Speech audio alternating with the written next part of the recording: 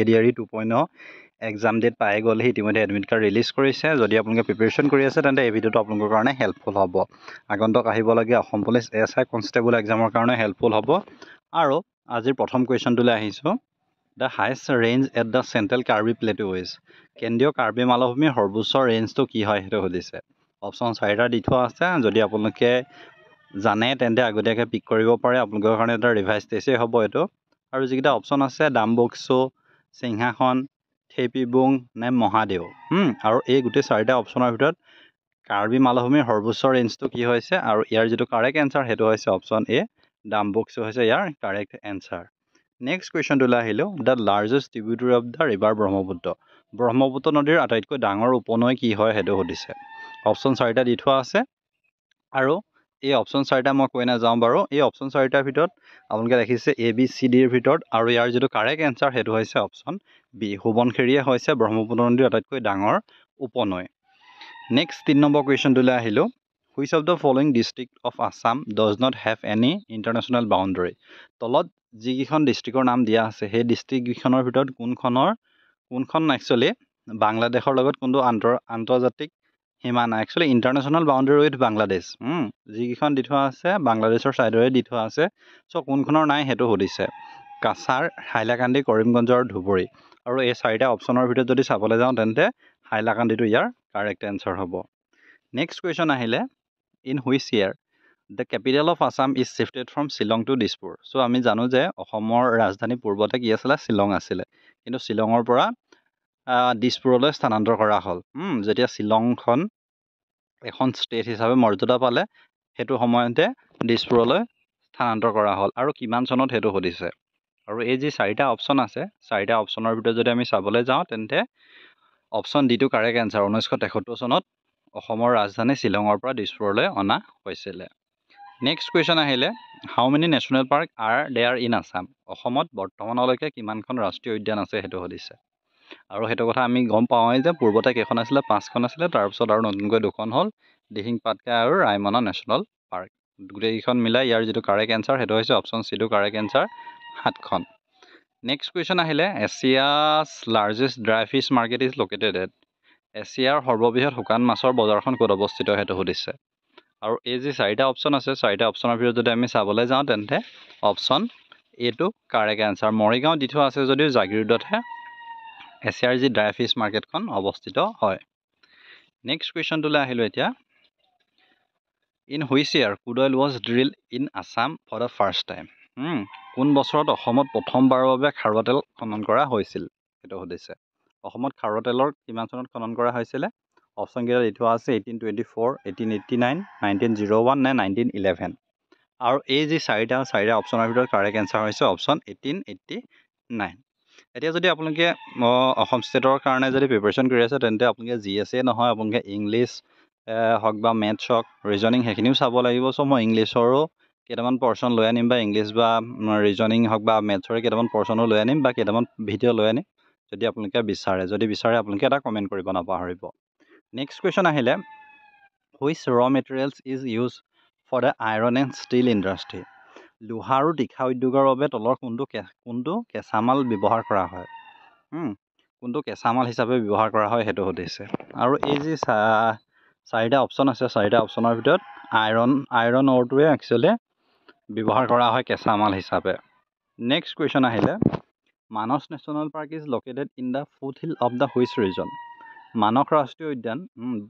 কাজিৰঙা যেনেকৈ কাজিৰঙা ৰাষ্ট্ৰীয় উদ্যান মানস ৰাষ্ট্ৰীয় উদ্যান কোনটো অঞ্চলৰ পাদদেশত অৱস্থিত সেইটো সুধিছে ফুট হিলত অৱস্থিত সেইটো সুধিছে হিমালয়া নেপাল ভূটান নে মেঘালয়া চ' ইয়াত যদি আমি চাবলৈ যাওঁ তেন্তে মানস ৰাষ্ট্ৰীয় উদ্যানখন কোনটো অঞ্চলৰ পাদদেশত অৱস্থিত সেইটো হৈছে ভূটানৰ পাদদেশতে অৱস্থিত যিহেতু সেইটো ছাইডে ভূটান আছে যদি আমি অৰুণাচলৰ ছাইডে যাওঁ তেতিয়া কি থাকে হিমালয়াছ থাকে নেক্সট যদি চাওঁ which type of the soil of Assam is rich in nitrogen and in organic matter অসমৰ কোন প্ৰকাৰৰ মাটি নাইট্ৰজেনৰ জৈৱিক পদাৰ্থৰে সমৃদ্ধ সেইটো সুধিছে অসমৰ কোন প্ৰকাৰৰ মাটি হিল ছইলছ ৰেড ছইলছ আলুভিল ছইলছ নে লেট্ৰটিক ছইলছ এই 4টা যি অপশ্যন আছে 4টা অপশ্যনৰ ভিতৰত যদি চাবলৈ যাওঁ তেন্তে হিল ছইলছটোৱে ইয়াৰ কাৰেক্ট এনচাৰ নেক্সট কুৱেশ্যন আহিলে the Karbi plateau is isolated from Hamren Plateau by the river. কোনখন নদীয়ে কাৰ্বি মালভূমিক হামৰেন মালভূমিৰ পৰা বিচ্ছিন্ন কৰিছে সেইটো সুধিছে। অপশ্যন 4টা দি থোৱা আছে, কপিলি, দেওপানী, নামবৰ নে বৰাপানী। আৰু এই 4টাৰ ভিতৰত যদি চাবলৈ যাওঁ তেন্তে অপশ্যন এটো কাৰেক্ট এনচাৰ হ'ব। আৰু যদি আপোনালোকে এনেকুৱা ধৰণৰ PDF যদি বিচাৰে তেন্তে ডেছক্ৰিপশ্যনত লিংক দিয়া আছে, তাৰ পৰা গৈ আপোনালোকে PDF ল'ব পাৰিব। এখন কম প্ৰাইচতে সকলোবিলাক থকা এখন ইবুক আছে, যদি আপোনালোকে বিচাৰে তেন্তে পাৰ্চেছ কৰি ল'ব পাৰে। নেক্সট কুৱেশ্যন আহিলে, the largest south bank tributary of the river Brahmaputra is. Brahmaputra নদীৰ দক্ষিণ পাৰৰ আটাইতকৈ ডাঙৰ উপনদীখন কি হয় সেইটো সুধিছে। ব্ৰহ্মপুত্ৰ নদীৰ দক্ষিণ পাৰৰ, উত্তৰ পাৰৰ আৰু দক্ষিণ পাৰৰ দুইটা কথা আছে। চ' আপোনালোকে মনত ৰাখিব, মেইনলি মেপ ড্ৰয়িং কৰি চাব, তেতিয়া আপোনালোকে ইয়াৰ কাৰণে বহুত হেল্পফুল হ'ব। আৰু ইয়াত যদি চাওঁতে ব্ৰহ্মপুত্ৰ নদীৰ চাউথ বেংক ট্ৰিবিউটৰিজ তলৰ কোনখন হয় সেইটো হৈছে ডাঙৰখন কপিলিখনে ইয়াৰ কাৰেক্ট এনচাৰ। নেক্সট কুৱেশ্যন আহিলে, the total number of administrative district in Assam is. অসমত মুঠ প্ৰশাসনিক জিলা সংখ্যা কিমান সেইটো সুধিছে। এডমিনিষ্ট্ৰেটিভ ডিষ্ট্ৰিক্ট কিমানখন সেইটো সুধিছে। 23খন, 27খন, 32খন নে 34খন। আৰু ইয়াৰ যদি আমি চাবলৈ যাওঁ তেন্তে ইয়াৰ যিটো কাৰেক্ট এনচাৰ হ'ব সেইটো অপশ্যন ডি 34খন। বৰ্তমান আপোনালোকে অসমৰ কেইখন জিলা হয় আপোনালোকে সেইটো কমেণ্ট কৰিব নাপাহৰিব। নেক্সট কুৱেশ্যন আহিলে, how many Ramsar site are there in Assam. অসমত কেইটা কিমান ৰামচাৰ ছাইট আছে। অসমত 1, 2, 3, 4টা। আৰু ইয়াত যদি আমি চাবলৈ যাওঁতে অসমত এটা যদি দি থৈছে কিন্তু ৰিচেণ্টলি আৰু এটা হৈছে যিটো হাইলাকান্দিত আছে। চ' এইটো কথা মন কৰিব যে দীপৰ বিল আৰু এখন আছে হাইলাকান্দিত। চ' আপোনালোকে এইটো নাপাহৰিব। নেক্সট কুৱেশ্যন আহিলে, which city is called the city of the eastern astrology. কোনখন চহৰক পূব জ্যোতিষৰ নগৰ বুলি কোৱা হয়। প্ৰাগজ্যোতিষপুৰ, সৰুপেশ্বৰ, ডবকা নে তেজপুৰ। আৰু ইয়াৰ যদি কাৰেক্ট এনচাৰ চাবলৈ যাওঁ তেন্তে কাৰেক্ট এনচাৰটো হ'ব প্ৰাগজ্যোতিষপুৰ। নেক্সট কুৱেশ্যন আহিলে, which place in Assam is famous for silk industry. So' সেইটো কথা সুধিছে। চৰি সেইটো নহয়, ইংলিছটো একচুৱেলি হেৰি হৈ গ'ল। ডিব্ৰু-চৈখোৱা বায়'স্ফিয়াৰ ৰিজাৰ্ভ হিচাপে কেতিয়া ঘোষণা কৰা হৈছিলে সেইটো সুধিছে। চ' ইংলিছ কুৱেশ্যনটো বাৰু ভুল হৈ গ'ল। ডিব্ৰু-চৈখোৱাক বায়'স্ফিয়াৰ ৰিজাৰ্ভ হিচাপে কেতিয়া ঘোষণা কৰা হৈছিলে। চ' আমি জানো যে অসমত দুখনেই আছে, কি আছে, মানস আৰু ডিব্ৰু-চৈখোৱা। চ' ডিব্ৰু-চৈখোৱা কিমান চনত বায়'স্ফিয়াৰ ৰিজাৰ্ভ হিচাপে ঘোষণা কৰা হৈছিলে। 1997 চনত। নেক্সট কুৱেশ্যন আহিলে, লেটেৰিটিক soil is most abundantly found in which district area of Assam? লেটেৰিটিক মাটি অসমৰ কোনখন জিলা বা এলেকাত পোৱা যায় সেইটো সুধিছে। Karbi Anglong, Dhemaji, north Cachar hills, Cachar. আৰু এই যি 4টা অপশ্যনৰ ভিতৰত যদি আমি চাবলৈ যাওঁ তেন্তে নৰ্থ কাছাৰ হিলছ, যাক বৰ্তমান ডিমা হাছাও বুলি জনা যায়, তাতে এই মাটিটো লেটেৰিটিক মাটিটো পোৱা যায়।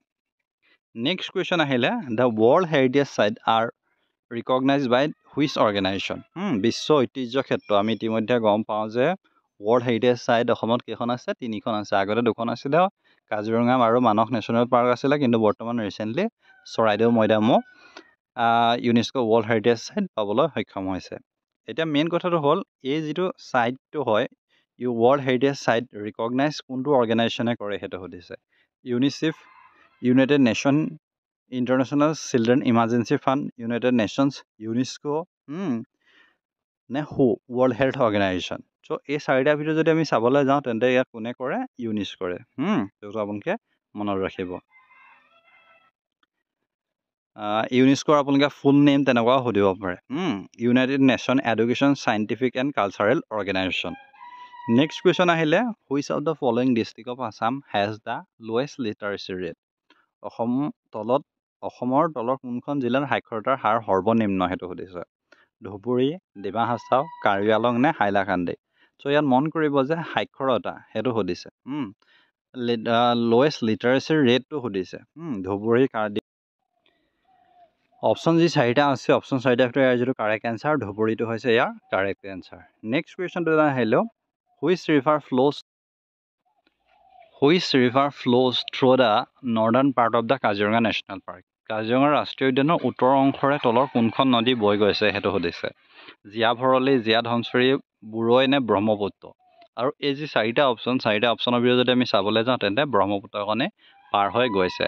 চ' এই পাৰ্টটোত এইকেইটা কুৱেশ্যনেই আছিলে। চ' আশা কৰিছোঁ ভিডিঅ'কেইটা আপোনালোকক আগন্তুক আহিবলগীয়া এক্সামত হেল্প কৰিব। আৰু যদি আপোনালোকে এডমিনসমূহ এতিয়ালৈকে ডাউনলোড কৰা নাই তেন্তে ডেছক্ৰিপশ্যনত লিংক দিয়া আছে বা আমাৰ প্ৰিভিয়াছ ভিডিঅ'ৰ পৰা গৈ পিনি আপোনালোকে ডাউনলোড কৰি ল'ব পাৰিব। চ' ইমানেই আছিলে, ধন্যবাদ।